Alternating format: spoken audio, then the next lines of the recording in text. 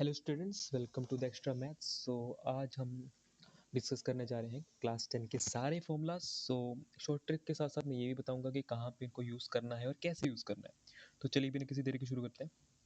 First chapter हमारे पास है, क्या है यहाँ पे? फर्स्ट चैप्टर में सिंगल एक ही क्वेश्चन है, एक ही फॉर्मूला है, जो कि हमारे पास उन क्वेश्चन में लगता है जब हमारे पास दो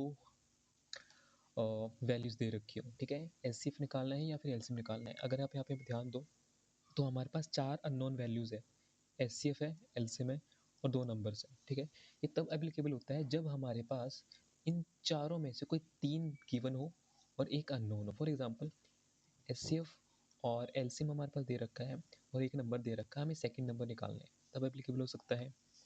या फिर एचसीएफ दे रखा है, एक नंबर दे रखा है, दूसरा नंबर दे रखा है, ये दोनों दे रखे हैं और एलसीएम पूछा हुआ है। ठीक है, तब उस कंडीशन में ये लगता है। फॉर्मूला तो सिंपल ही है, HCF into LCM is equal to product of two numbers. ठीक है, सेकेंड चैप्टर में हमारे पास आता है क्वाड्रेटिक इक्वेशंस का फॉर्मूला, जिसमें है एक sum of the roots and product of the roots.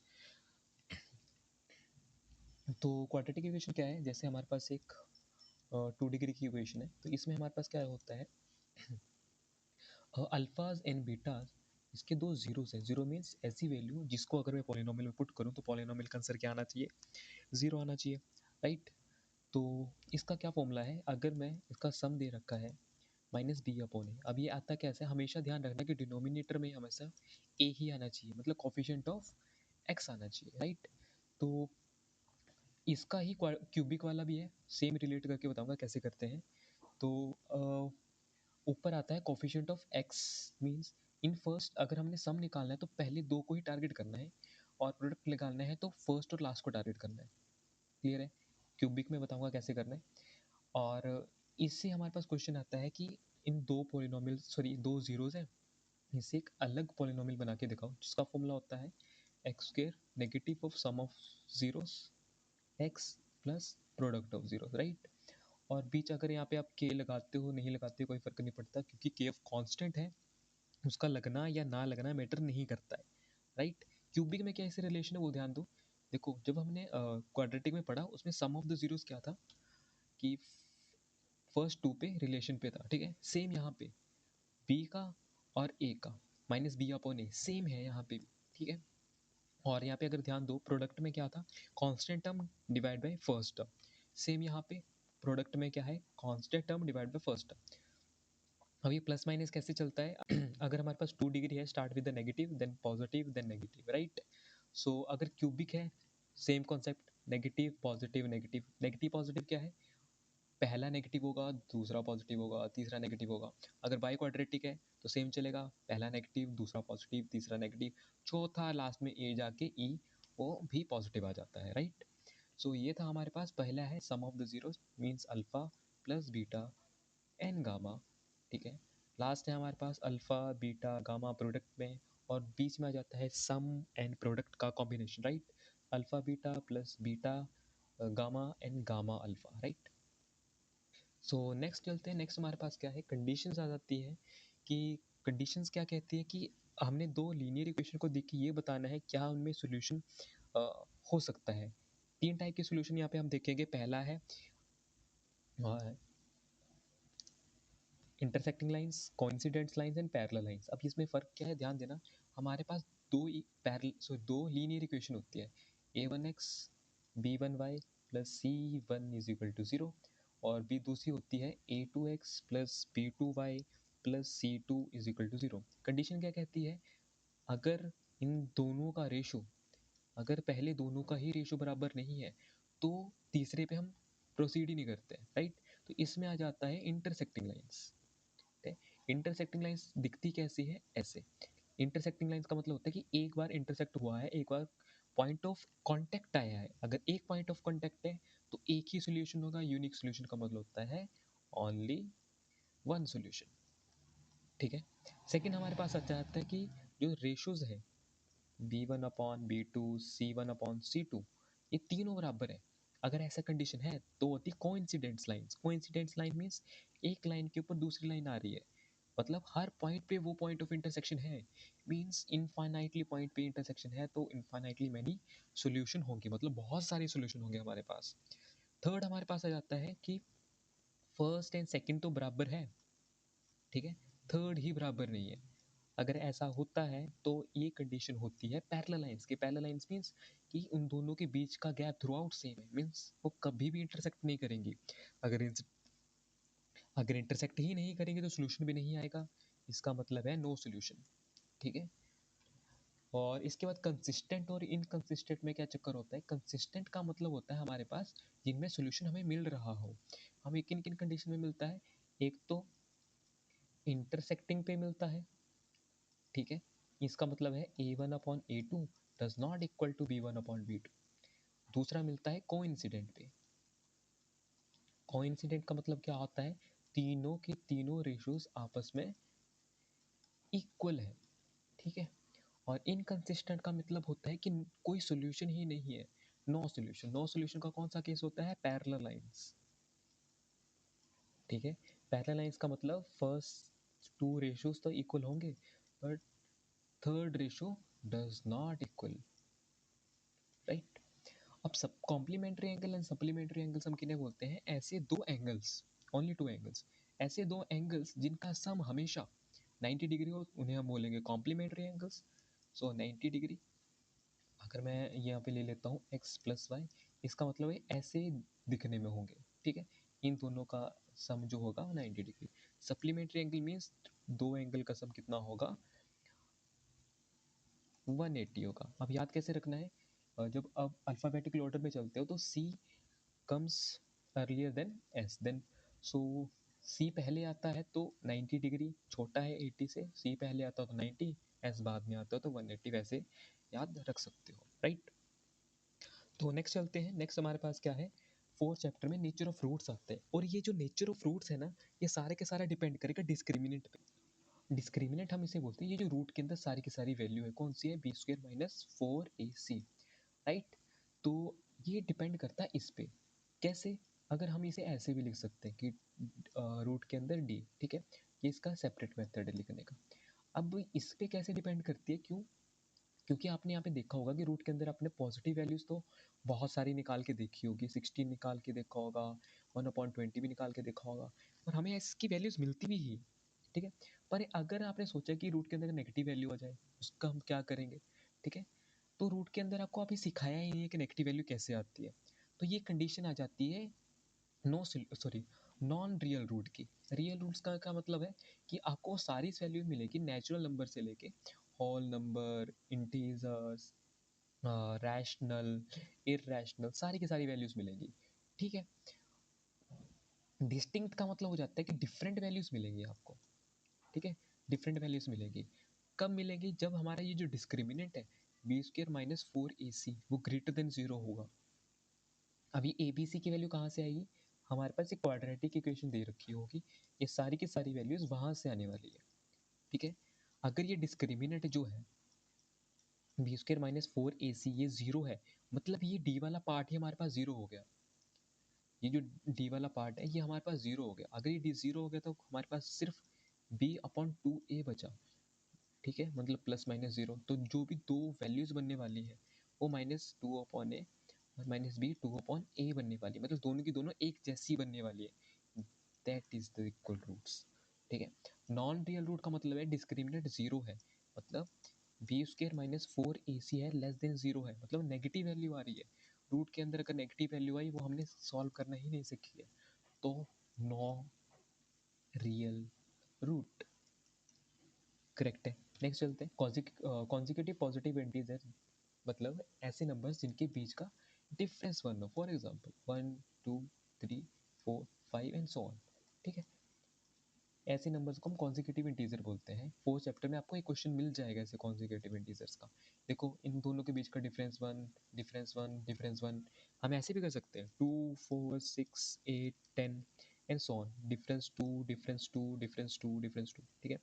ऐसे भी हो सकता है 5 10 15 20 and so on, difference 5 difference 5, ठीक है। ऐसे नंबर को कॉन्जिक्यूटिव इंटीजर्स बोलते हैं। पर यहाँ पे क्या बोला हुआ है कि हमने क्वेश्चन आ जाता है कि sum of the three consecutive integers odd consecutive integer is this then find the integer, ऐसे क्वेश्चन आता है। तब उस केस में हमने क्या करना है? अगर हमें ऑड बोला हुआ ना, odd means 3 consecutive integer, 5 consecutive integer, उस केस में हमने क्या करना है, किस ऑर्डर में लेना है वो बताता हूँ। पहला a रख लो, दूसरा a+1 रख लो, इसको न्यूट्रलाइज करने के लिए a-1 रख लो। क्यों?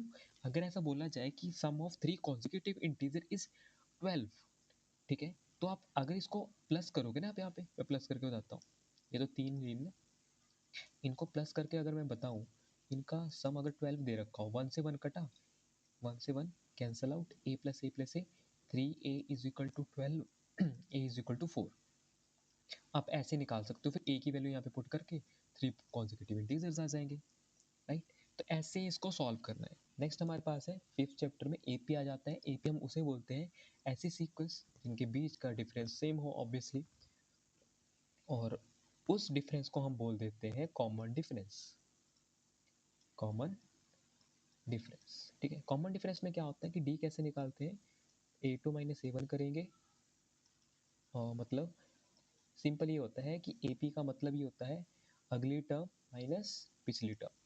अगली टर्म जैसे A2 माइनस पिछली टर्म, जैसे A को बोलेंगे A1, इसको बोलेंगे A2, इसको बोलेंगे A3, इसको बोलेंगे A4 एंड सो, राइट। पर कहने का मेरा मतलब बस इतना यहाँ पे है कि अगर आपको क्वेश्चन में ये चारों टर्म्स दिख जाए, फॉर एग्जांपल किसी भी क्वेश्चन में ये लिखा हो which term, how many terms, number of terms, find n, तब इन सभी केसेस में आपने nth टर्म का फॉर्मूला लगाना है या फिर जनरल टर्म का फॉर्मूला लगाना है। इसे nth टर्म का फॉर्मूला भी बोल देते हैं, ठीक है। तो हमेशा उस केस में आपने ये फॉर्मूला लगाना है, और हमेशा निकालना क्या होता है, हमने n निकालना होता है जब भी हमारे पास ये कंडीशन दे रखी हो, राइट। फॉर्मूला लगेगा nth टर्म का, सेम सिंपल होता है, first term plus n-1 D. इसमें a होती है हमारी फर्स्ट टर्म, डी होता है कॉमन डिफरेंस, n होता है number of terms, right. Next चलते हैं। अगर ऐसा बोल दिया जाए कि हमने निकाला है फ्रॉम द लास्ट, ठीक है, find the nth term from the last, मतलब ऐसे बोल सकता है 7th टर्म निकाल लो, 10th टर्म निकाल लो, 20th टर्म निकाल लो, 51th टर्म निकाल लो, फ्रॉम द लास्ट। अब लास्ट से क्या मतलब होगा, यहाँ पे ध्यान देना कि जब हमने लास्ट से निकालना हो ना, सॉरी यहाँ पे प्लस है, जब हमने लास्ट से निकालना हो तो सीक्वेंस को चेंज कर देते हैं।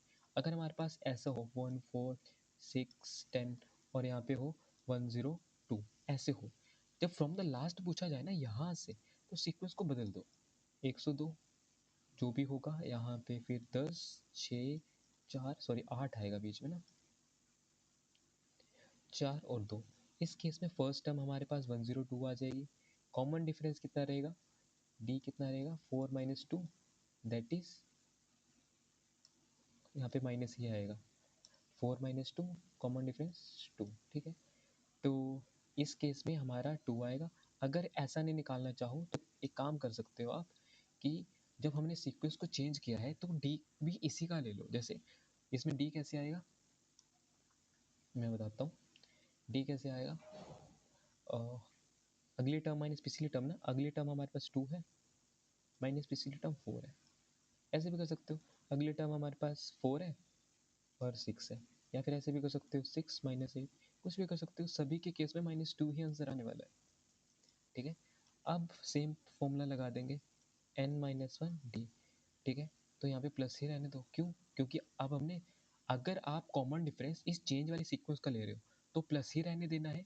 अगर आपने यहाँ पे सेम सीक्वेंस का ले रहे हो जो ओरिजिनल सीक्वेंस है ये वाली, तो इसमें क्या करो, नेगेटिव कर दो, अदरवाइज नहीं। मेरा सजेशन रहेगा सीक्वेंस को चेंज करो और फॉर्मूला वही रहने दो, ताकि आपको बार बार डिफरेंट फॉर्मूलाज ना याद करने पड़े, राइट।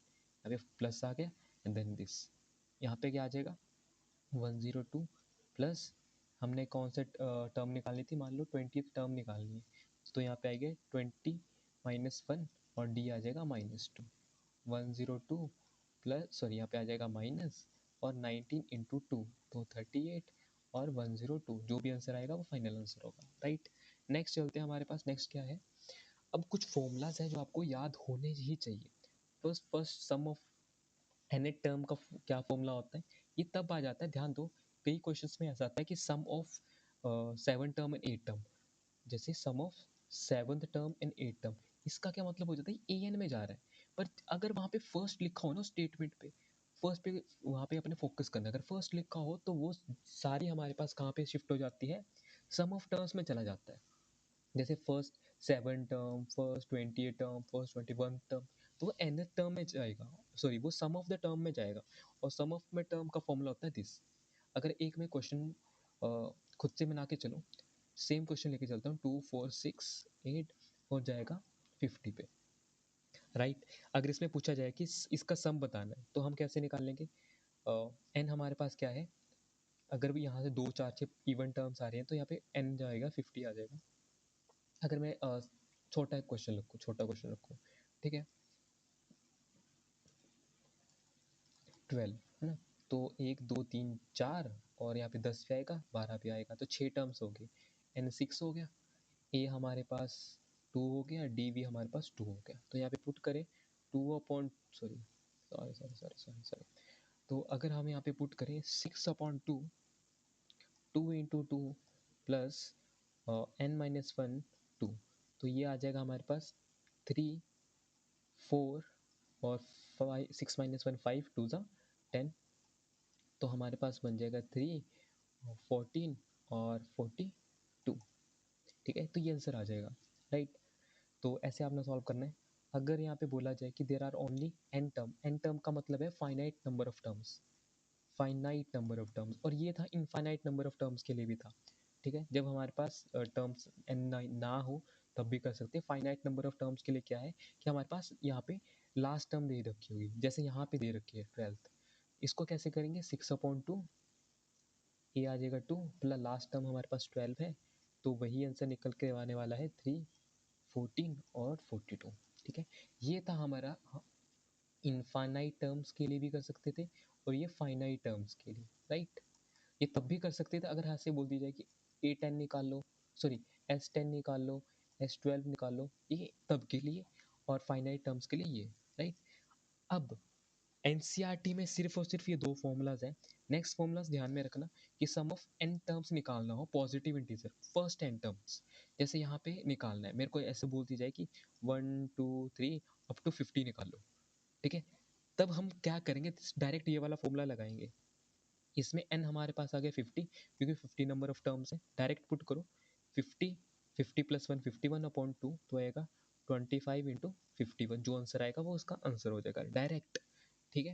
ये फॉर्मूला याद रखना है, n इंटू n+1/2, और ये सबसे इम्पोर्टेंट है, ये दोनों फॉर्मूलाज आपको एमसीक्यूज में ये हेल्प करने वाले हैं, एमसीक्यूज में काफ़ी हेल्प करने वाले हैं। कैसे, अगर पूछा लिया जाए ना कि सम ऑफ ऑड टर्म्स, अगर मेरी आप शॉर्ट्स वीडियो देखो ना तो उसमें मैंने ऐसे क्वेश्चन एक कर रखा है, ठीक है। तो सम ऑफ ऑड टर्म्स सबसे में पूछा हुआ है, मीन्स 1 3 5, अगर ऐसे हो ना 51 तक, या फिर ऐसे भी कर सकते हैं, हाँ ठीक है। तो इसमें पूछ लिया जाएगा कि कितनी, ऐसे भी पूछ सकता है कि 1 से लेके 100 में ऑड टर्म्स का सम निकाल लो, 1 से लेके 100 के बीच में ऑड टर्म्स का सम निकाल लो। तो 50 ही इवन होती है, 50 ही ओड होती है, तो ऑड टर्म्स का सम निकालना हो तो 50 का स्क्वायर आ जाएगा 250, ऐसे आ जाएगा 2500, क्यों, 50 ही यहाँ पे ऑड टर्म्स होंगी और 50 ही इवन टर्म्स होंगे, राइट। तो डायरेक्ट n का स्क्वायर कर दो, पूरा करने की जरूरत नहीं है कि आप AP का फॉर्मूला लगा रहे हो पूरा का पूरा सम का, ठीक है। सेकंड में है इवन टर्म्स का फॉर्मूला, सॉरी इवन नंबर्स का सम, जैसे 2 4 6 से लेके 50 तक, जैसे हमने यहाँ पे निकाला, ठीक है, यहाँ पे निकाला 50 तक ऊपर, ठीक है। तो इसमें क्या करेंगे, हमें पता है 50 टर्म्स होती है 1 से लेके 100 के बीच में, तो 50 और 51 और जो भी कैलकुलेट करके आएगा वो आंसर हो जाएगा, ठीक है। क्या होगा, 550, ये आंसर आ जाएगा, राइट। डायरेक्ट करना है, आप इस फॉर्मूला को लगाने से अच्छे एमसीक्यूज में अगर कुछ आ जाए तो ये दोनों लगा सकते हो, राइट। नेक्स्ट क्वेश्चन चलते हैं। नेक्स्ट क्वेश्चन में क्या है, ये रिलेशनशिप है इन दोनों के बीच का, ये कब एप्लीकेबल होता है पहले वो देखो। अगर क्वेश्चन में आपके पास एस एन गिवन है, जैसे 4n+2 दे रखा है, हमसे पूछ लिया जाए कि A10 निकाल लो, A20 निकाल लो, A5 निकाल लो, तब ये एप्लीकेबल है। A10 कैसे निकाल लेंगे, इसका फॉर्मूला होता है an = Sn - Sn-1, means A10 - S9। अब इसको कैसे सॉल्व करेंगे वो देखते हैं। इसको तो थोड़ा सा इसको मैं नीचे करता हूँ, यहाँ पे, ठीक है। तो S10 कैसे निकालेंगे, 4 × 10 + 2 माइनस 4 × 9 + 2, तो ये बनेगा 42 नेगेटिव और 38, तो बनेगा यहाँ पे 2, यहाँ पे 2 4, 8 n आ जाएगा 4, ठीक है। ऐसे ये क्वेश्चन सॉल्व करने हैं, A5 पूछ ले जाए, 20 पूछ ले जाए, relationship first term second term, और ध्यान रखना कि जो S1 होता है और A1 दोनों इक्वल होता है, ये की पॉइंट है, ठीक है। क्योंकि फर्स्ट टर्म और फर्स्ट टर्म का सम तो फर्स्ट टर्म ही रहेगी ना। नेक्स्ट हमारे पास आ जाता है, अगर हमारे पास AP में ओनली 3 टर्म्स दे रखी हो, तो इसमें क्या होता है, जो बीच वाली टर्म होती है ना, वो बाकी फर्स्ट और लास्ट टर्म का मीन होती है। मीन मीन्स एवरेज होती है, sum of the term divide the number of the terms. अब ये आता कैसे है, जल्दी जल्दी बोल जाते हैं, क्योंकि अगर ये AP है तो इनके बीच का डिफरेंस सेम होगा, means B - A C - B, ठीक है। तो ये बराबर होने वाले हैं, क्योंकि डिफरेंस है, कॉमन डिफरेंस है, सेम होता है किसी AP में। तो B को इधर लेके आऊँगा तो बनेगा B + B = A + C, ठीक है। तो 2B = A + C, तो अगर B = A + C अपॉन 2, ये वही बन चुका है ऊपर, ठीक है। ये जो यहाँ पे था, ये काम आ सकता है अगर आपके पास AP दे रखी हो और बोल दिया जाए कि ये है। अगर ऐसे भी आ जाता है कि 2x + 1 2x 2x + -1 are in AP, then find the value of x, ऐसे तो ऐसे डायरेक्ट कर सकते हैं, 2x = 2x + 1 + 2x - 1 अपॉन 2, तो 4x अपॉन 2, तो ठीक है, डायरेक्ट कर सकते हो ना। ऐसे k की वैल्यू फाइंड करने के लिए ये इजी मेथड हो जाएगा आपके लिए। ये क्वेश्चन आता है इसका भी, ठीक है। नेक्स्ट चलते हैं हम, अब कॉन्ग्रुएंसी और सिमिलैरिटी में हमने डिफरेंस देखना होता है, ठीक है। मैं डिफरेंस तो नहीं, बस मैं आपको ओवरव्यू दूंगा इसका। कॉन्ग्रुएंसी हम कहाँ पे यूज़ करते हैं, जब सेम शेप हो और साइज भी हो। शेप का क्या मतलब है, ट्राइंगल की कॉन्ग्रुएंसी ट्राइंगल के साथ लगेगी, और रेक्टेंगल की कॉन्ग्रुएंसी रेक्टेंगल के साथ, सर्कल की कॉन्ग्रुएंसी सर्कल के साथ, राइट। और सेम साइज का मतलब ये होता है कि ये नहीं कि आपने एक बड़ा ट्राइंगल उठा लिया, एक छोटा ट्राइंगल उठा लिया, इनको कॉन्ग्रुएंट प्रूव करने में लग गए, नहीं होता, ठीक है। कॉन्ग्रुएंसी का सिंबल, सिमिलैरिटी का सिंबल, कॉन्ग्रुएंसी उन्हीं ट्राइंगल्स पे लगेगी जिनका शेप भी सेम है, ठीक है। एक क्वेश्चन करके दिखाते हैं, मतलब ओवरव्यू देते हैं। हमारे पास ये दो ट्राइंगल्स हैं ABC और PQR, ठीक है। अगर मैं इनको कॉन्ग्रुएंट प्रूव करना है, अगर मेरे को इनको कॉन्ग्रुएंट प्रूव करना है ना, तो 3 ही रूल्स होंगे, 5 रूल्स होते हैं। फर्स्ट आ जाता है हमारे पास side angle side congruency, second आ जाती है हमारे पास angle side angle congruency, third आ जाती है angle angle side congruency, fourth आ जाती है हमारे पास side side side congruency, fifth आ जाती है हमारे पास RHS, right angle hypotenuse and side, note right hand side, right angle hypotenuse side congruency, right. अब कॉन्ग्रुएंट प्रूव करने के बाद बस इनका ये मतलब है कि दो साइड के बीच में एक एंगल होना चाहिए, यानी कि ये साइड उठा ली, ये साइड उठा ली, और एंगल ये उठा रहे, हमें एंगल यही उठाना पड़ेगा इन दोनों की साइड के बीच का, ठीक है। तो ये आपको मतलब तो पता ही होगा। पर कॉन्ग्रुएंट प्रूफ करने के बाद हम ये बोल सकते हैं कि सीपीसीटी से कि इनकी साइड्स बराबर होती हैं, कॉरेस्पॉन्डिंग साइड्स या फिर एंगल्स बोल लो, ठीक है। जैसे कि अगर मैंने बराबर प्रूफ कर दिया तो AP बराबर होगा PQ के, BC बराबर होगा QR के, AC बराबर होगा PR के, और ये भी बोल सकता हूँ कि एंगल A एंगल P के बराबर होगा, एंगल B एंगल Q के बराबर होगा, एंगल C एंगल R के बराबर होगा, ये भी हम कह सकते हैं, राइट। तो सिमिलैरिटी और कॉन्ग्रुएंसी में एक मेजर डिफरेंस है कि सिमिलैरिटी जो है वो सारा का सारा काम करती है रेशो पे। रेशो का क्या मतलब है, अगर मैं दो ट्राइंगल्स यहाँ पे कंसीडर करता हूँ,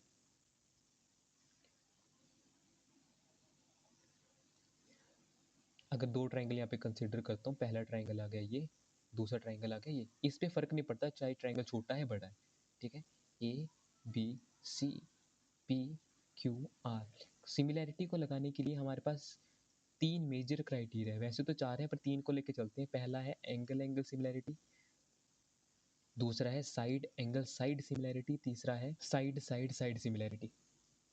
अब एंगल एंगल सिमिलैरिटी में क्या है कि कोई भी दो एंगल बराबर कर दो, जैसे AP को बराबर कर दिया या फिर BQ को बराबर कर दिया तब भी हो जाएगा। AP को आपने a is equal to P कर दिया, c is equal to R कर दी तो भी हो जाएगा, b is equal to Q कर दिया, c is equal to R कर दिया तब भी हो जाएगा। कोई दो एंगल को बराबर कर दो तो ट्राइंगल सिमिलर हो जाएंगे। साइड एंगल साइड में क्या है कि नहीं, दो साइड्स के रेशो को बराबर करना है। रेशो से मेरा मतलब है कि अगर आपने ए बी पहले ट्राइंगल का एक साइड दूसरे ट्राइंगल की वही साइड डिवाइड में, पहले ट्राइंगल की एक साइड दूसरे ट्राइंगल की साइड बराबर वहीं पे। अब ध्यान रखो, मैंने ये साइड ये साइड ये साइड और ये साइड लिया है तो इन दोनों के बीच का एंगल ही उठाना पड़ेगा यहाँ पे। ठीक है, जैसे P is equal to R करूँगा, sorry A is equal to P करूँगा, तब साइड एंगल साइड कौन सिमिलैरिटी लगेगी, राइट।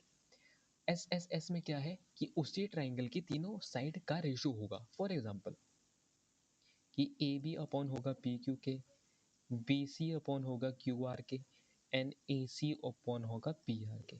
ठीक है, तो अगर ऐसे किसी ट्राइंगल पे हमने शो कर दिया तो वो साइड साइड साइड सिमिलैरिटी आ जाती है, राइट। सिमिलर प्रूफ करने के बाद CPST से हम ये भी चीज़ लिख सकते हैं। ठीक है, नेक्स्ट चलते हैं। नेक्स्ट हमारे पास क्या है, BPT है। BPT क्या कहती है कि अगर हमारे पास कोई ट्राइंगल है और उसके पैरेलल एक लाइन में ड्रॉ कर रहा हूँ, तो वो जो लाइन होती है वो थर्ड इसके सॉरी सॉरी सॉरी सॉरी अगर मैं एक लाइन ड्रॉ करता हूँ इसी ट्राइंगल के और वो अदर टू साइड को सेम रेशियो में ब्रेक करती है, ये BPT बोलते हैं। BPT क्या है, बेसिक प्रोपोर्शनैलिटी थ्योरम। और इसमें क्या है, BPT में ध्यान रखना कि ओनली वन ट्राइंगल होती है, ओनली वन ट्राइंगल पे ही BPT लगेगी। और BPT लगेगी तब जब किसी ट्राइंगल पे ऐसे बोल दिए जाए जैसे A B C और ये P है और ये Q है। अगर किसी क्वेश्चन में आपको ऐसे लिखा जाए कि PQ पैरेलल टू BC, सबसे पहले आपके दिमाग में आना चाहिए कि BPT मैंने लगानी है, उसके बाद सिमिलरिटी पे जाना है। BPT तब लगेगी जब हमारे पास साइड्स में डील करनी हो हमने। फॉर एग्जाम्पल हमारे पास ये साइड दे रखी है, ये साइड दे रखी है, ये साइड दे रखी है, हमने ये साइड निकालनी है, या फिर इन तीनों में से कोई दे रखी है, ये साइड निकालनी है। अगर ऐसा कोई भी क्वेश्चन आए या फिर ऐसी कोई कंडीशन आए तब हमने BPT लगानी होती है। अगर गलती से भी उसने ये बोल दिया कि ये साइड दे रखी है, ये साइड दे रखी है और बेस एक दे रखा, दूसरा बेस निकालो, तब ये BPT का सवाल नहीं रह जाता, तब ये सवाल चला जाएगा सिमिलैरिटी का। BPT क्या कहती है कि अगर हमारे पास एक लाइन पैरेलल है तो अदर टू साइड को वो सेम रेशियो में ब्रेक करती है। Same ratio means AP upon PB और AQ अपॉन QC। पहला ये कह सकते हैं। दूसरा कह सकते हैं, पहले हमने छोटे छोटे को बराबर कर लिया। अगला ये भी बोल सकता हूँ कि AP अपॉन AB हो सकता है और AQ अपॉन AC। थर्ड में ये भी बोल सकता हूँ कि PB अपॉन AB हो सकता है, QC अपॉन AC हो सकता है, मतलब छोटी साइड बड़ी साइड। ये किया कैसे मैंने, ध्यान दो कि पहले तो मैंने छोटी छोटी साइड्स को प्रोपोर्शन में कर दिया, कर सकते थे। सेकंड में एक छोटी साइड ले ली, एक बड़ी वाली साइड ले ली, इस तरह भी छोटी साइड एक बड़ी साइड, उनको भी प्रोपोर्शन में कर दिया। थर्ड मैंने इसका उल्टा किया है। उल्टा मीन्स कि पहले मैंने ये वाली साइड कंसीडर कर ली, फिर ये वाली साइड आ गई, फिर ये वाली साइड कंसीडर कर ली और ये वाली साइड आ गई। ठीक है, ऐसे आप कर सकते हो। नेक्स्ट चलते हैं। अब सिमिलैरिटी में अच्छा तीन क्राइटेरिया बता दें, angle angle, side side, angle side angle. Angle angle में लिखना हो ABCPQNR, अभी ये बता ही दिए मैंने क्या क्या होता है, राइट। नेक्स्ट चलते हैं। अब प्रॉपर्टीज, हाँ, अब वो प्रॉपर्टीज जो नाइन्थ की प्रॉपर्टीज हैं पर टेंथ में यूज हो जाती हैं उनके बारे में हम पढ़ते हैं। तो पहले हमारे पास आ जाती है angle sum property. Angle sum property में क्या होता है, सबको पता है, इंटीरियर एंगल्स का सम कितना होता है, 180 होता है। मान लो अगर तीन एंगल्स है तो एंगल 1 एंगल 2 एंगल 3 किसके बराबर होगा, 180 डिग्री के बराबर होगा, सभी को पता है। पर जो नहीं पता है या फिर भूल जाते हैं बच्चे, उनके बारे में बात करते हैं कि sum of to interior angles, ये पहला एंगल है, ये दूसरा एंगल है, इन दोनों एंगल का सम इस साइड के तीसरे वाला एंगल है इसके बराबर होगा, मतलब एंगल 1 एंगल 2 एंगल 3 के बराबर होगा। इस एंगल का सम और इस एंगल का सम इस तीसरे के बराबर होगा। इंटीरियर टू एंगल का सम एक एक्सटीरियर एंगल के बराबर होगा। किसी भी साइड पे एप्लीकेबल होता है ये। ठीक है, एक और भी प्रॉपर्टीज है। एक क्या कहता है, ये किसी को, मतलब हर किसी को नहीं पता होगी, प्रैक्टिस जिस बच्चे की होगी उसको पता होगी। क्या कहते हैं कि sum of exterior angle of a triangle of any polygon, किसी भी पॉलीगन की हो, ट्राइंगल हो या फिर एनी पॉलीगन हो, क्वाड्रेटिक पॉलिनॉमियल हो, सभी पॉलीगन हो, कुछ भी हो ना, 4 साइड 5 साइड 6 साइड, उसके एक्सटीरियर एंगल का सम जो होता है ना, हमेशा और हमेशा 360 डिग्री होता है, हमेशा 360 डिग्री होता है। ठीक है, जैसे 1 2 और 3, 1 2 और 3। एक और बात मैंने यहाँ पे नहीं लिखी पर मैं आपको बताना चाहता हूँ कि वो क्या है, कि अगर हमारे पास कोई भी एक पॉलीगन बन बोल दिया जाए कि 5 डिग्री सॉरी 5 साइड पॉलिनोमियल है, 6 साइड पॉलिनोमियल है, 7 साइड पॉलिनोमियल है, फिगर ना दे रखी हो पर ऐसे बता दिया गया हो, और हमें एंगल्स पूछा जाए कि हर एक each angle sorry sum of angles कितने होंगे टोटल। जैसे हमें ट्राइंगल का तो पता है 3 एंगल का सम 180 होता है, रेक्टेंगल का भी पता है 4 एंगल का सम 360 होता है, पर आगे का क्या, उसके लिए एक फॉर्मूला होता है n-2 इंटू 180। ठीक है, अब n क्या है यहाँ पे, n क्या है is equal to number of sides है, नंबर ऑफ साइड्स है, नंबर ऑफ साइड्स, और ये एप्लीकेबल होगा n greater than and equal to 2 के लिए। ठीक है, sorry n greater than and equal to 3 के लिए, मतलब 3 या 3 से ज़्यादा वाली साइड है। अगर यहाँ पे 3 पुट करते हो, 3 - 1 3 - 2 1 और इंटू 1 180, इसके लिए 180 आ गया। 4 - 2 2 आ गया, 2 इंटू 180 360 आ गया। वैसे ही 5 - 2 3 3 - 180 तो 540 आ गया, तो 5 डिग्री का 540 होता है। ऐसे आप बाकी निकाल सकते हो। नेक्स्ट चलते हैं, नेक्स्ट हमारे पास क्या है, 7 चैप्टर में डिस्टेंस फॉर्मूला आ जाता है। डिस्टेंस फॉर्मूला क्या कहता है, अगर आप यहाँ पे x2 - x1 करो या फिर इसका रूट, या फिर यहाँ पे x1 - x2 करो, कुछ फर्क नहीं पड़ता। क्यों?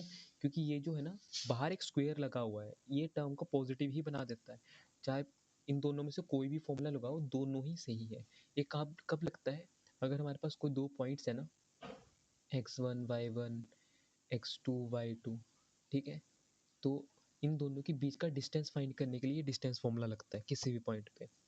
ठीक है, ये तो सभी को पता है, पर ये जो किसी किसी को पता है कि अगर हमारे पास कोई पॉइंट दे रखा हो और ओरिजिन से उसका डिस्टेंस बोला गया हो, ठीक है, जैसे मैं इसको 4 और 3 मानता हूँ, डिस्टेंस से इसका फॉर्मूला पूछा गया हो, डिस्टेंस पूछा गया हो ओरिजिन से, तो कुछ नहीं करना, उन्हीं दो पॉइंट्स का स्क्वायर करो और ऐड कर दो, 16 + 9 और 25 और 5, तो इसका ओरिजिन से डिस्टेंस आएगा 5 यूनिट्स।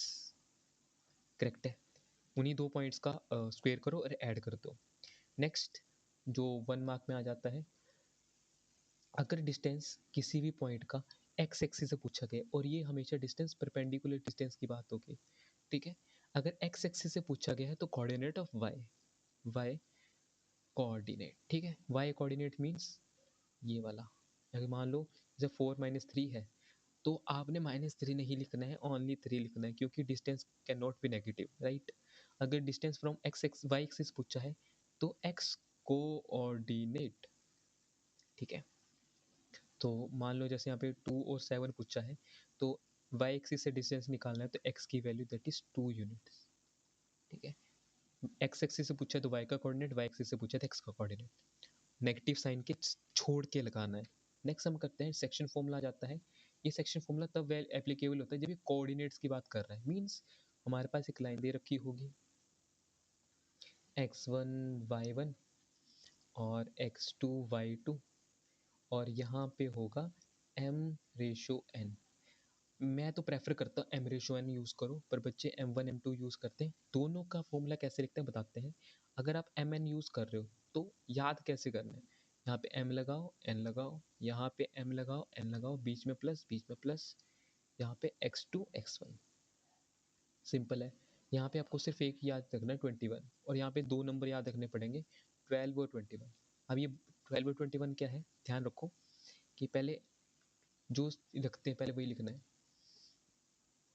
यहाँ पे क्या लिखना है, पहले m लिखो, m लिखो, m लिखो, m लिखो, x x बीच में प्लस, यहाँ पे 12, यहाँ पे 21, सेम यहाँ पे mm mm बीच में प्लस y y, यहाँ पे 12, यहाँ पे 21, ठीक है।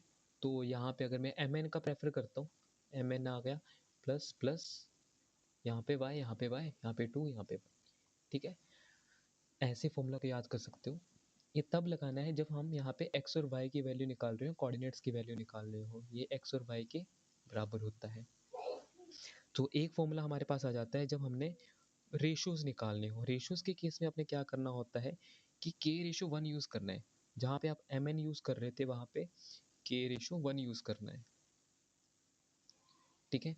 k/1 कैसे यूज आएगा, यहाँ पे लिख दो k1, यहाँ पे k+1, यहाँ पे x, यहाँ पे x, यहाँ पे 2, यहाँ पे 1, बीच में प्लस, ठीक है। सेम यहाँ पे k1, k+1, यहाँ पे y, यहाँ पे y, यहाँ पे 2, यहाँ पे 1, बीच में प्लस, सिंपल, ठीक है। मिड पॉइंट फॉर्मूला आपको पता है क्या होता है कि किन्हीं दो पॉइंट्स का सम करो डिवाइड बाई 2, सभी को पता होता है। और ये ऐसा क्वेश्चन जो एमसीक्यूज में भी आ सकता है, बाकी भी आ सकता है, ये सिर्फ एमसीक्यूज के पॉइंट ऑफ व्यू से है।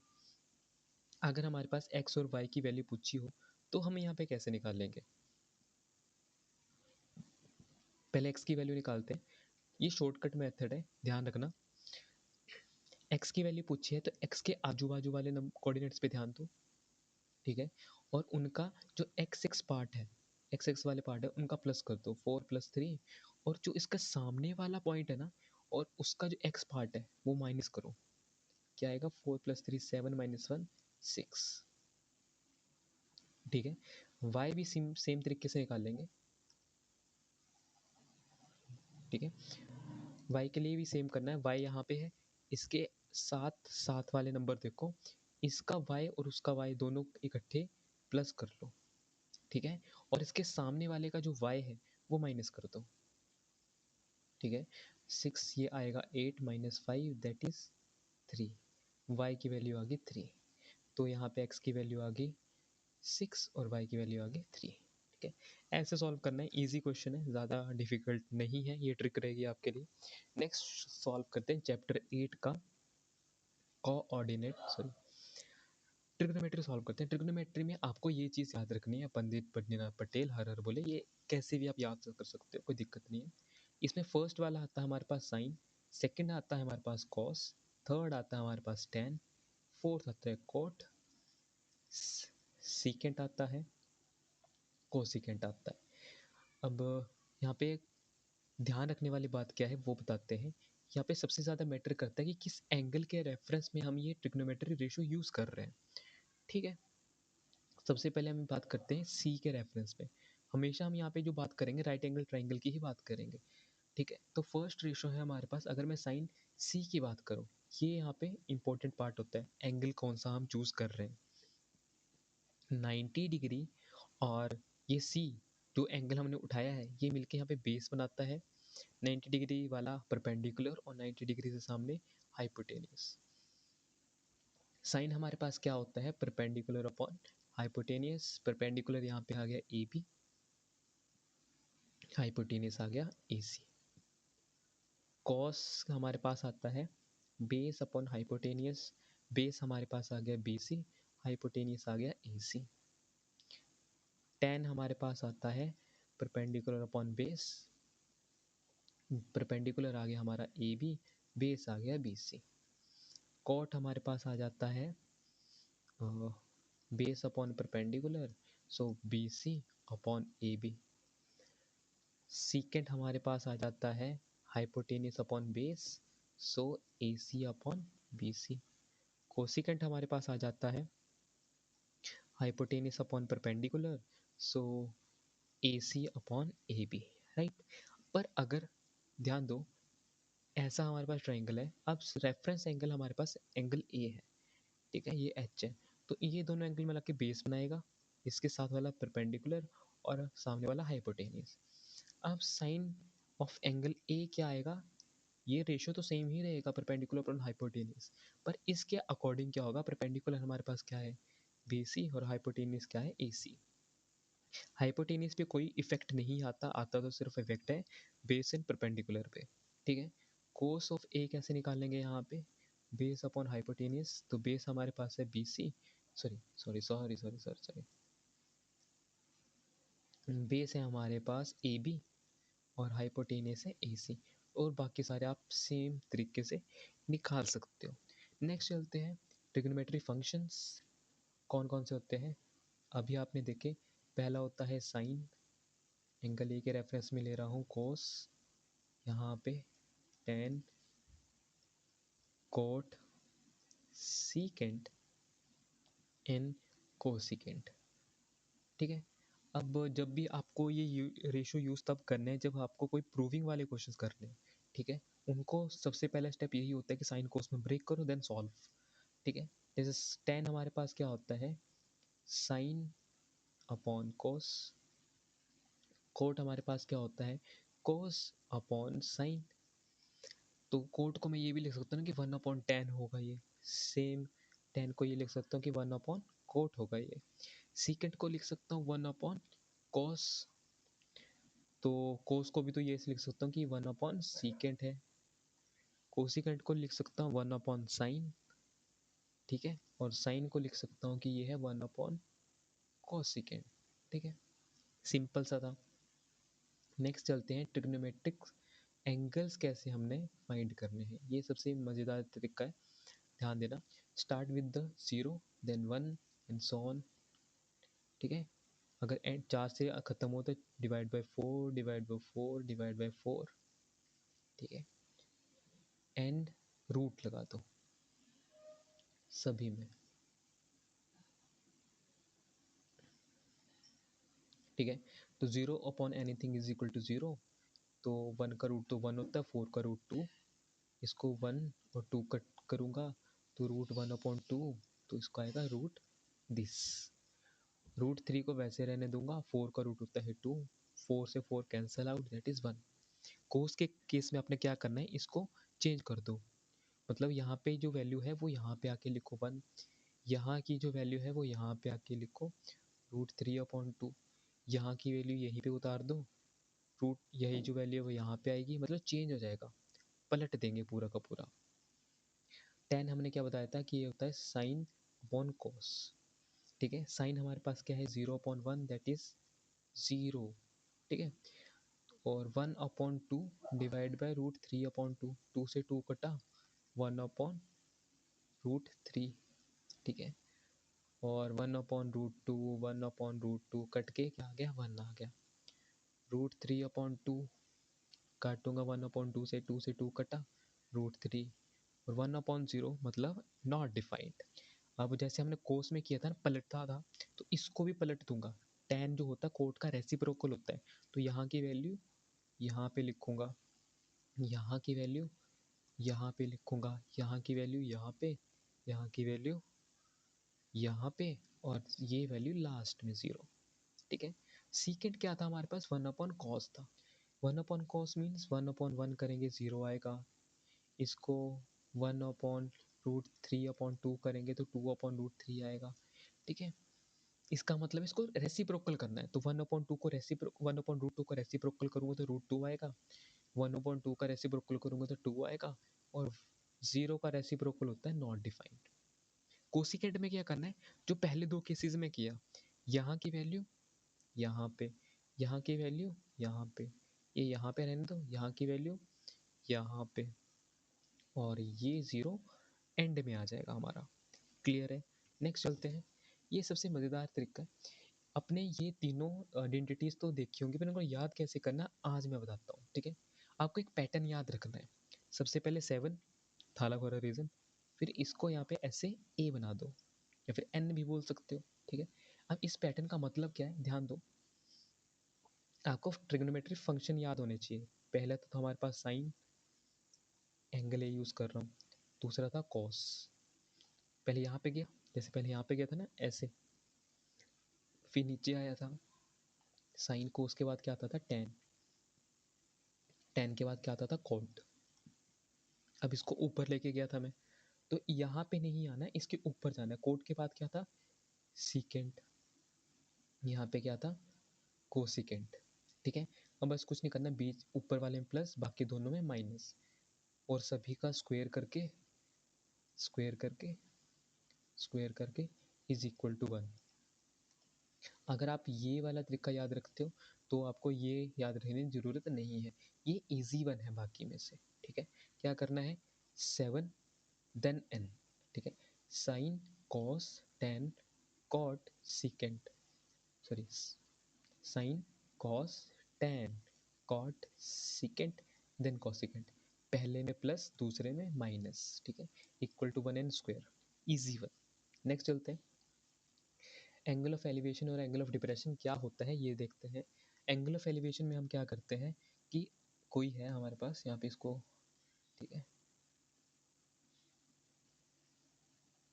तो यहाँ पे क्या है कि हम आई लेवल से देखते हैं, ठीक है, आई लेवल से अगर मैं ऊपर देख रहा हूँ तो एंगल ऑफ हमेशा एलिवेशन आता है, ठीक है, ये एंगल ऑफ एलिवेशन बनेगा, पॉजिटिव एंगल। पर अगर मान लो ये तो ग्राउंड पे खड़ा हूँ तब होता है, अगर मान लो मैं किसी सम डिस्टेंस सम हाइट पे ऊपर अगर खड़ा हूँ तब क्या करेंगे, ठीक है, मान लो किसी हाइट पे मैं यहाँ पे खड़ा हुआ हूँ ऐसे, ठीक है, अब यहाँ पे मेरा जो एंगल ऑफ आई लेवल है वो ये है, ठीक है, एक बार यहाँ पे मेरा आई लेवल ये है, अगर मैं अपने आई लेवल से नीचे देखता हूँ तो ये एंगल ऑफ डिप्रेशन क्रिएट होता है, ठीक है, अगर मैं आई लेवल से ऊपर देख रहा हूँ तो एलिवेशन आएगा, आई लेवल से नीचे देख रहा हूँ तो डिप्रेशन आएगा, ये चीज़ का ध्यान रखना है, ठीक है। नेक्स्ट हमारे पास क्या है, कुछ प्रॉपर्टीज़ हैं हमारे टेंथ की, टेंथ में जो यूज़ होने वाली नाइन्थ की। पहली हमारे पास क्या है कि अगर सेंटर पॉइंट से किसी आर्क से, सॉरी, किसी आर्क से सेंटर पॉइंट पे जो एंगल हमारे पास यहाँ पे बनता है ना, वो एंगल जो रिमेनिंग आर्क होती है और जो मेजर आर्क होती है, मेन पॉइंट जो मेजर आर्क होती है वो यहाँ पे हाफ होगा। मीन्स अगर यहाँ पे जो एंगल है 60 डिग्री बन रहा है तो यहाँ पे एंगल जो बनने वाला है 30 डिग्री बनने वाला है। इसी का जो सब केस है यहाँ पे, ये आर्क जो है जाके पूरा एक सेमी सर्कल बना दे रही है, मतलब एक डायमीटर बना दे रही है, तो डायमीटर 180 एंगल क्रिएट करता है, तो इसके सामने वाला जो एंगल होगा वो 90 डिग्री होगा, ये यूज़ होता है।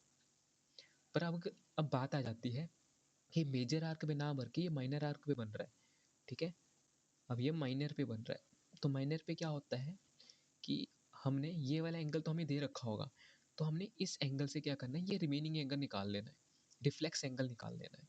कौन सा, रिफ्लेक्स, तो रिफ्लेक्स एंगल मतलब, तो मान लो ये अगर एंगल 60 डिग्री है तो रिमेनिंग आगे लगे 300 डिग्री रिफ्लेक्स एंगल निकालने से, तो इसका हाफ करना होता अपने, तो इसका हाफ जो आएगा वो ये एंगल आ जाएगा, अगर ये 300 है तो ये 150 आएगा, ठीक है।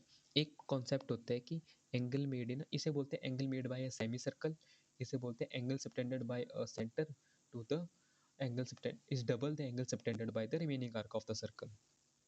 इसे हम बोलते हैं कि अगर किसी आर्क पे, ठीक है, उसके सेम साइड पे जो भी एंगल बनते हैं वो सारे के सारे इक्वल होते हैं, अगर ये थीटा है तो ये सारे भी थीटा होंगे, अगर एक 20 है तो सारे 20 होंगे, इसे बोलते हैं angle made in a semi, sorry, angle made in a same segment. एक कॉन्सेप्ट होता है कि अगर कोई कॉर्ड है, ठीक है, कॉर्ड पे एक परपेंडिकुलर गिरता है तो ये उस कॉर्ड को इक्वल पार्ट्स में डिवाइड करता है, मीन्स अगर ओ पी जो है परपेंडिकुलर होगा ए सी के तो ये कहता है कि ए पी बराबर आ जाएगा पी सी के, ठीक है, इसका कन्वर्स भी ट्रू है, अगर ए दोनों बराबर हैं तो ये परपेंडिकुलर होगा, ठीक है। नेक्स्ट जो टेंथ में यूज़ होने वाले हैं उसको देखते हैं। सबसे पहले टेंथ में एक टेंजेंट वाली प्रॉपर्टी होती है। टेंजेंट क्या होता है कि एक लाइन जो सर्कल को छू के निकले, सॉरी, ऐसी लाइन जो सर्कल को छू के निकले उसे हम बोलते हैं टेंजेंट, और टेंजेंट जो होता है सेंटर से 90 डिग्री के एंगल बनाता है, राइट। तो यहाँ पे मैं कुछ पॉइंट्स कंसीडर कर रहा हूँ जो आपको याद रखने हैं। पहला पॉइंट यहाँ पे क्या कहता है, पहला पॉइंट, तो पहला पॉइंट यहाँ पे क्या कहता है कि अगर कोई दो टेंजेंट्स हैं एक्सटर्नल पॉइंट पे मीट कर रहे हैं तो वो जो टेंजेंट्स होंगे वो बराबर होंगे, ठीक है, ए पी बराबर होगा पी बी के, ठीक है, मतलब जो ब्लू ब्लू लाइन है वो बराबर होगी, ये सेंटर पॉइंट है, ये रेडियस है, ये भी रेडियस है, हमें पता लगा जो सेंटर पॉइंट जो इसे मिलाते तो ये 90 डिग्री का एंगल बनाता है, ये भी 90 डिग्री का एंगल बनाएगा, ठीक है। और दूसरा इसको नाम देते हैं एम एन, इसको आर, ठीक है। सो नेक्स्ट हमारे पास सेकंड पॉइंट है कि ये जो ओ ए होगा वो परपेंडिकुलर होगा ए पी के, या फिर ओ बी जो होगा वो परपेंडिकुलर होगा पी बी के, ऐसे ही बोल सकते हैं। थर्ड हमारे पास क्या आता है कि जो एंगल्स होते हैं ना, जो पॉइंट्स को मिलाते हैं, ये भी एंगल्स बराबर होते हैं। मीन्स एंगल 1 बराबर होगा एंगल 2 के। फोर्थ, ये वाले एंगल्स भी बराबर होते हैं, इसको 3 इसको 4 कंसीडर करूँ तो एंगल 3 बराबर आ जाएगा एंगल 4 के। ठीक है। फिफ्थ पॉइंट क्या होती है कि ये जो लाइन्स है ना, इसको भी बाइसेक्ट करता है। क्या मतलब है कि एम आर बराबर होगा आर एन के। सिक्स पॉइंट भी ये भी बोल सकता हूँ मैं कि ये जो अंदर वाली साइड है ना, इसको भी ये बाइसेक्ट करती है। इसका पॉइंट मैं ले लेता हूँ पी क्यू आर, इसको एस मानते हैं। ठीक है। तो ए एस भी बराबर होगा एस बी के। ठीक है। और दूसरा जो हमें ये पता है, ये भी तो टेंजेंट है, तो ये टेंजेंट है तो ये डिग्री भी 90 डिग्री होगी। ठीक है। तो जो होगा ओ आर जो होगा वो भी परपेंडिकुलर होगा एम एन के। तो ये सारे पॉइंट आपको याद रखने हैं। नेक्स्ट चलते हैं, एरिया फॉर माइनर सेक्टर कैसे निकालते हैं। हमें एक एंगल दे रखा होगा बीच में थीटा अपॉन 360। अगर हमने एरिया निकालना है तो उसका होता है पाई आर स्क्वेयर। ठीक है। माइनर आ गया यहाँ पे मेजर आना था। तो मेजर कैसे निकालते हैं हम, हाँ 360 माइनस थीटा। क्यों, क्योंकि अब मेजर निकालना है ना, तो मेजर के लिए ये वाला एंगल चाहिए होगा, तो उसको 360 से माइनस करेंगे तभी तो मेजर वाला आएगा। ठीक है। तो पाई आर स्क्वायर इसके लिए ये होता है, क्योंकि area of a triangle pi R square और जो एंगल है तो उससे मल्टीप्लाई किया। ठीक है। सेगमेंट कैसे निकालते हैं, area of a sector minus area of a triangle. अब दो दो तरह के ट्राइंगल बन सकते हैं यहाँ पे, या फिर इक्विलेटरल ट्राइंगल बन सकता है। अगर ये अगर ये 60 डिग्री दे रखा ना एक बीच वाला एंगल, तो इक्विलेटरल ट्राइंगल ही बनता है हमेशा, बस यह ध्यान रखना। अगर थीटा हमारे पास 60 है तो जो ट्राइंगल है वो क्या है, इक्विलेटरल है। अगर इक्विलेटरल ट्राइंगल है तो उसका फॉर्मूला होता है √3/4 और साइड का स्क्वायर मीन्स आर का स्क्वायर। ठीक है। और एरिया ऑफ सेक्टर हमें पता है theta upon 360 into pi R square. ठीक है। ये होगा। अगर बाई चांस मान लो कि थीटा हमारे पास जो है 90 डिग्री है, तो ट्राइंगल जो बनता है राइट एंगल ट्राइंगल बनता है। तो उस केस में हमारे पास फॉर्मूला होता है बेस इंटू हाइट और theta upon 360 into pi R square. Same. अब बेस क्या होगा, हाइट क्या होगी, यही दोनों रेडियसेस होंगे इसके, रेडियाई जिसे बोलते हैं। ठीक है। हम मेजर सेगमेंट के लिए कैसे निकालते हैं, सेम। अगर मैंने मेजर के लिए निकालना है तो क्या करना पड़ेगा, सॉरी, अगर मैंने मेजर सेगमेंट के लिए निकालना है, मेजर सेगमेंट के लिए निकालना है तो उसके लिए हमें क्या करना पड़ेगा, area of sorry circle minus area of minor segment. जो भी सेगमेंट निकाला वो यहाँ पे पुट करेंगे, एरिया ऑफ सर्कल होता है पाई आर स्क्वायर। ठीक है। नेक्स्ट चलते हैं।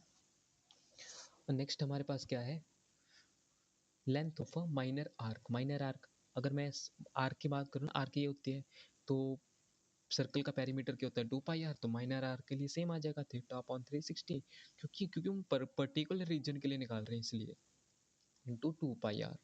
ठीक है।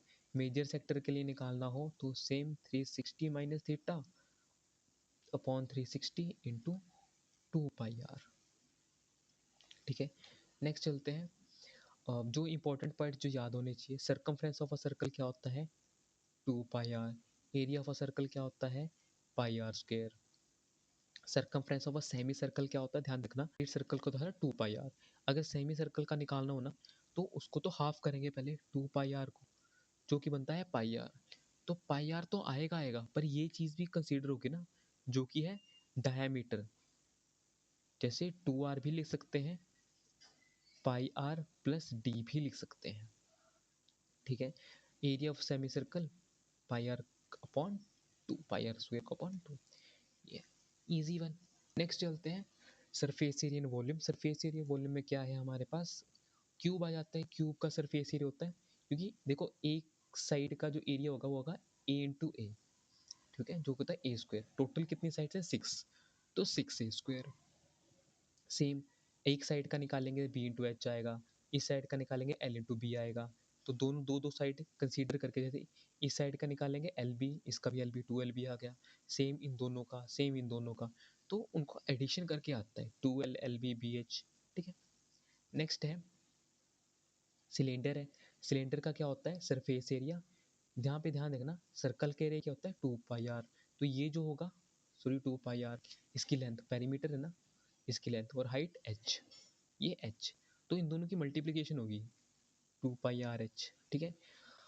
टोटल सरफेस एरिया का मतलब होता है कि हमने ये बाउंड्रीज भी कवर करनी है, मतलब इर्द गिर्द वाला तो ले लिया, ठीक है, पर हमने ये भी अगर ऊपर से कवर करना है ना, नीचे से कवर करना है, तो एडिशन से क्या होता है 2πrh प्लस πr²। एक सर्कल के लिए 2 सर्कल हैं तो 2πr²। फिर अगर मैं यहाँ पे 2πr कॉमन निकालूं तो यही बन जाता है। और कोन का क्या होता है, कोन में क्या आएगा, अगर हम सिर्फ इस बाउंड की बात कर रहे हैं, ठीक है, तो πrl होता है। पर अगर मैं बेस को भी काउंट कर रहा हूँ जो कि सर्कल है, तो क्या बन जाता है πrl plus πr²। πr common निकालोगे तो यही बन जाएगा। नेक्स्ट चलते हैं, सर्कल है सॉरी सफियर है। सफियर का सरफेस एरिया होता है 4πr²। कॉन्सेप्ट क्या है कि हमने एक चार सर्कल को कंबाइन करके एक सर्कल में कन्वर्ट किया है। सेमी सर्कल का अगर मैं हेमिस्फेयर का अगर मैं एरिया की बात करूँ होता है, अगर सफेयर का 4πr² है तो उसका हेमिस्फेयर का डिवाइड बाई 2πr², ठीक है। और कर्व सरफेस एरिया मतलब टोटल सरफेस एरिया की बात करूँ, ये सर्कल भी काउंट होगा, तो ठीक है, तो 2πr² प्लस πr², तो टोटल बन गया 3πr², ठीक है। नेक्स्ट चलते हैं, नेक्स्ट में हमारे पास क्या है, वॉल्यूम आ जाता है। तो वॉल्यूम कुछ नहीं होता है कि तीनों साइड्स का प्रोडक्ट ही होता है, ठीक है। सेम यहाँ पे πr²h, ठीक है, पाई आता है रोटेशन के लिए, 2 रेडियस है स्क्वायर तो 1h, ठीक है। क्यूब का वॉल्यूम होता है तीनों साइड का मल्टीप्लिकेशन, ठीक है, और इसका वॉल्यूम होता है 4/3πr³। इसका हाफ करें तो 4/3πr³, इसका हाफ करें तो 2 से 2 ये कटा तो 2/3πr³, तो वो चीज़ है यहाँ पे, ठीक है। ये जो कौन होता है ना, ये सिलेंडर का 1/3 होता है। अगर सिलेंडर का वॉल्यूम हमारे पास πr²h है, तो कौन का उसका 1/3 होगा 1/3πr²h। नेक्स्ट चलते हैं मीन, मीडियन एंड मोड, ठीक है। तो सबसे पहले अगर मैं मीन की बात करूँ तो मीन को फाइंड आउट करने के लिए 3 मेथड है। पहला है डायरेक्ट मेथड, एज्यूम इन मेथड और शॉर्टकट मेथड। शॉर्टकट मेथड को हम स्टेप डेविएशन मेथड भी बोल सकते हैं, ठीक है। अब इनको फाइंड करने का तरीका क्या है, जब भी हम एज्यूम मीन मेथड लगाते हैं ना, तो ध्यान रखना डी निकालते हैं। उसका क्या मतलब होता है कि xi में से वो एक एज्यूम मीन माइनस करो। तो अगर आप यहाँ पे एक माइनस कर रहे हो एज्यूम मीन, तो फॉर्मूला में क्या करना है, उसको प्लस कर देना है। सिंपल सा कॉन्सेप्ट, यहाँ पे तो सिंपल था, और बाकी जो fi था डी निकाला उसको fi से मल्टीप्लाई, और यहाँ पे तो सेम ही रहता है। शॉर्टकट मेथड में आप क्या करते हो कि xi से एज्यूम इन माइनस तो करते हो, पर यहाँ पे h डिवाइड करते हो। h क्या होता है, h यहाँ पे क्या होता था, गैप होता था, ठीक है, वो डिफरेंस। तो अगर आपने ai यहाँ सॉरी a माइनस किया है तो यहाँ पे a प्लस करना पड़ेगा आपको, ठीक है। और h यहाँ पे डिवाइड किया है तो h यहाँ पे आपको मल्टीप्लाई करना पड़ेगा।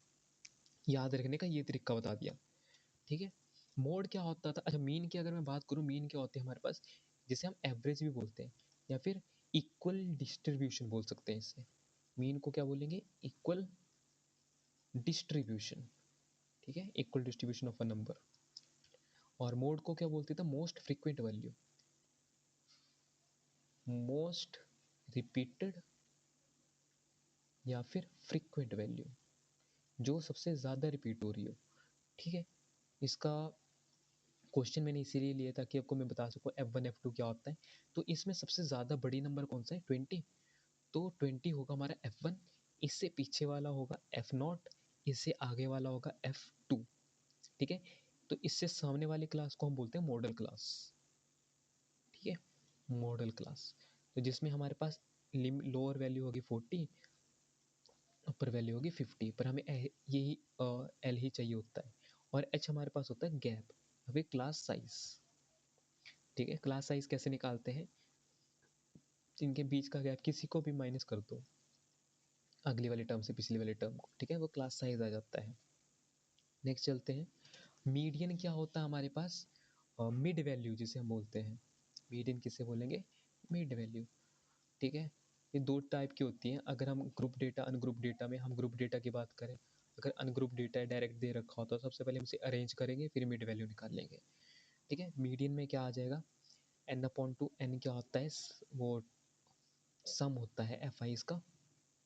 ठीक है, और n upon two minus C F upon F into H और l। ठीक है, ये निकालते कैसे हैं, अगर हमारे पास यहाँ पे एफ आइज है, एक्स आइज है, तो सी एफ में क्या होगा, एक्स आइज का सम होगा। ठीक है, जैसे यहाँ पे 2 4 6 8 है, तो सी एफ निकल आएगा, पहले तो 2 वैसे लिखूंगा, इन दोनों का सम 6, फिर 6 इंटू 6 प्लस 6 12, 12 प्लस 8 20, ऐसे लिख के चलूँगा। ठीक है, जो लास्ट में वैल्यूज आएगा वो n होता है। n को अगर मैं डिवाइड करता हूँ और जो वैल्यू आती है, मान लो 50 आ रही है, तो 50 से जस्ट अगली वैल्यू देखनी होती है, वो f में आ जाती है। ठीक है, और उसके बाद सेम चीज़ यहाँ पे चेक करना होता है, उससे जस्ट पीछे वाली, मान लो कि अगर यहाँ पे ये चीज़ आ रहा है तो उससे जस्ट पीछे वाली वैल्यू होती है क्लास फ्रीक्वेंसी। ठीक है, जिसे हम कम्युलेटिव फ्रीक्वेंसी बोलते हैं। ठीक है, और एक एम्पिरिकल रिलेशनशिप होता है, इसको याद करने का तरीका क्या होता है, 3 लिखो, 2 लिखो, 1 लिखो, बीच में इक्वल टू का साइन लगाओ।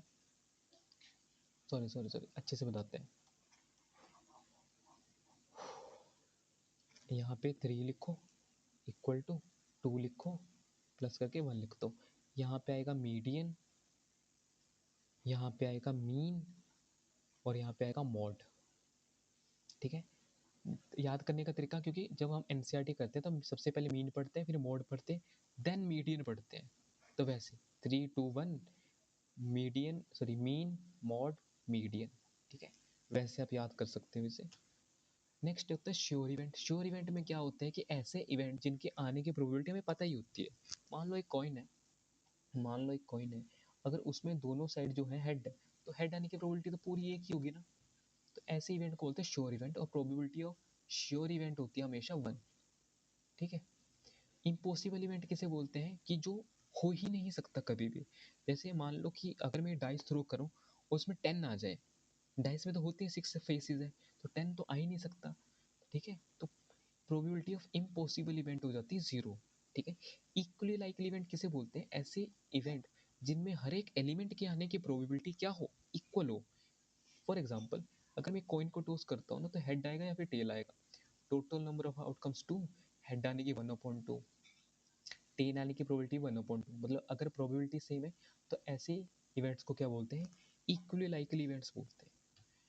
ठीक है, so last slides of the day क्या कहता है कि प्रोबेबिलिटी का फॉर्मूला क्या होता है, ऊपर आने चाहिए फेवरेबल आउटकम्स, मींस अगर हेड पूछा हुआ हो तो ऊपर आएगा हेड, नीचे नंबर ऑफ जो भी आउटकम्स है 2। अब ध्यान रखना, अगर हम कॉइन को फ्लिप करते हैं ना, तो 2 आउटकम्स है, एक बार फ्लिप करेंगे 2⁻1, अगर 2 बार फ्लिप कर रहा हूँ मैं तो 2⁻2, 3 बार फ्लिप कर रहा हूँ तो 2⁻3।